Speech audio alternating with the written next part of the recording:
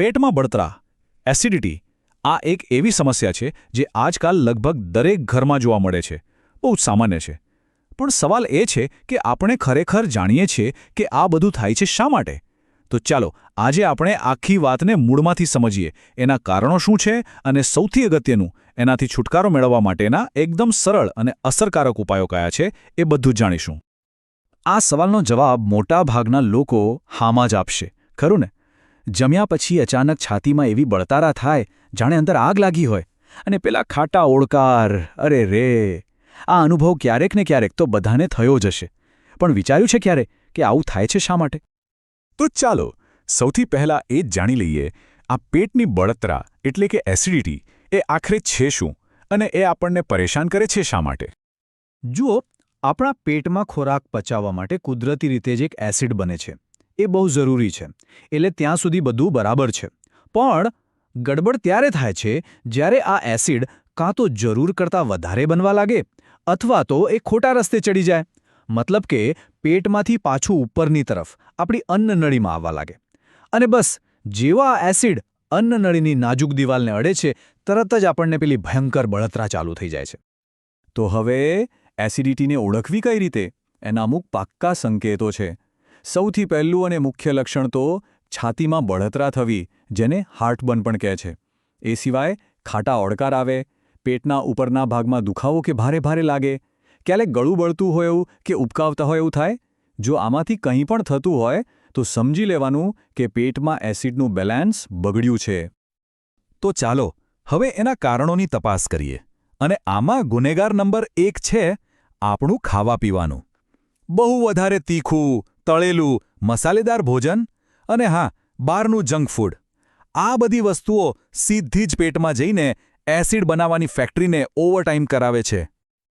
બીજું મોટું કારણ છે આપણી લાઇફસ્ટાઇલ, આપણી જીવવાની રીત.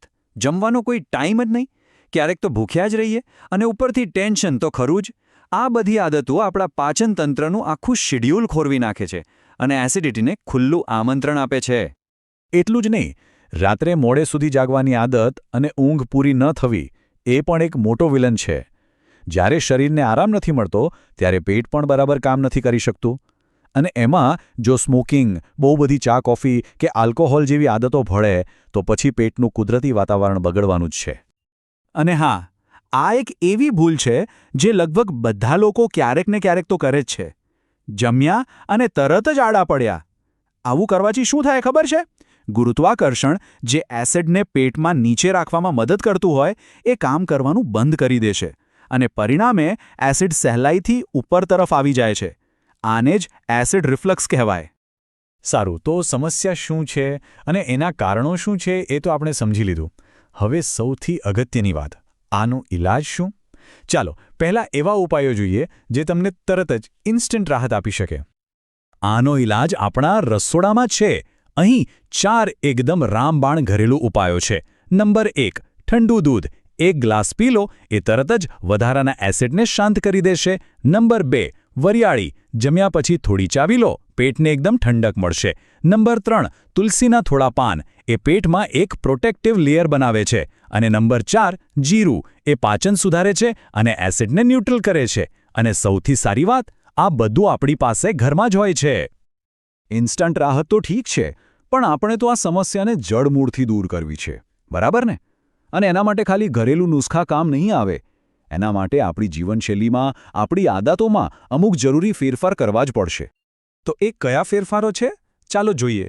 પહેલો નિયમ, એકસાથે બધું જ ખાવાને બદલે દિવસમાં થોડું થોડું કરીને વધારે વાર ખાઓ. બીજો નિયમ, રાત્રે જમ્યા પછી તરત સૂઈ નહીં જવાનું, ઓછામાં ઓછું 2-3 કલાકનો ગેપ રાખો. ત્રીજો નિયમ, જમ્યા પછી 10-15 મિનિટ ચાલવાની આદત પાડો. અને હા, વજન કંટ્રોલમાં રાખો અને પેટ પાસેથી ટાઈટ કપડાં ન પહેરો. આ બધી નાની નાની વાતો છે, પણ એનો ફાયદો બહુ મોટો છે. હવે એક જબરદસ્ત વૈજ્ઞાનિક ટિપ સાંભળો. હંમેશા ડાબા પડખે સૂવાનો આગ્રહ રાખો. કેમ? કારણ કે આપણા પેટની જે રચના છે ને, એ પ્રમાણે જ્યારે આપણે ડાબી બાજુ સૂઈએ છીએ ત્યારે પેટનો એસિડ કુદરતી રીતે જ નીચેની તરફ રહે છે. એને ઉપર આવવાનો મોકો જ નથી મળતો. ગ્રેવિટી પણ આપણી મદદ કરે છે. વિચાર કરો, ફક્ત સૂવાની સાઈડ બદલવાથી કેટલો મોટો ફાયદો થઈ શકે છે. આપણી ડાયટમાં પણ અમુક મિત્રો છે અને અમુક દુશ્મનો. મિત્રો કોણ છે? કેળા, તરબૂચ, કાકડી, નાળિયેર પાણી જેવી ઠંડક આપતી વસ્તુઓ. આ બધી વસ્તુઓ ખાવી જોઈએ. અને દુશ્મનો? તીખું તળેલું, અથાણાં, ખાટા ફળો અને બહુ બધી ચા કોફી. આ બધાથી બને એટલું દૂર રહેવું. બસ આટલું યાદ રાખશો તો પણ ઘણું છે. યોગ પણ આમાં બહુ મદદ કરી શકે છે. ખાસ કરીને 3 વસ્તુઓ. પહેલું છે વજ્રાસન. આ એક એવું આસન છે જે જમ્યા પછી તરત જ કરી શકાય અને એ પાચન માટે ઉત્તમ છે. બીજું છે પવન મુક્તાસન, જે પેટમાંથી ગેસ અને ભારેપણું દૂર કરે છે. અને ત્રીજું છે પ્રાણાયામ. એનાથી સ્ટ્રેસ ઘટે છે અને આપણે જોયું કે સ્ટ્રેસ પણ એસિડિટીનું એક મોટું કારણ છે. સારું, ઘરેલું ઉપાયો અને લાઇફસ્ટાઇલના ફેરફારો બધું જ બરાબર છે, પણ અમુક એવી પરિસ્થિતિઓ છે જ્યારે ડૉક્ટર પાસે જવું ખૂબ જ જરૂરી બની જાય છે. તો ચાલો જોઈએ કે એવા કયા લક્ષણો છે જેને આપણે બિલકુલ નજરઅંદાજ ન કરવા જોઈએ. આ વાત ધ્યાનથી સાંભળજો.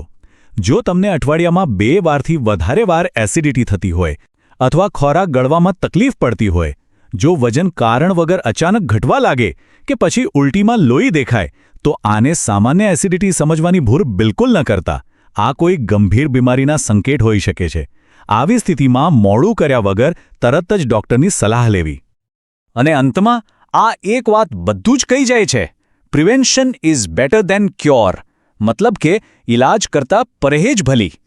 સમસ્યા થાય અને પછી એની દવા શોધીએ એના કરતાં સારું એ છે કે સમસ્યાને થવા જ ન દઈએ. અને એસિડિટીના કેસમાં સાચી પરેજી અને સારી જીવનશૈલી જ એનો સૌથી મોટો અને પાક્કો ઇલાજ છે. તો હવે આ બધી વાત પછી એક સવાલ વિચારવા જેવો છે.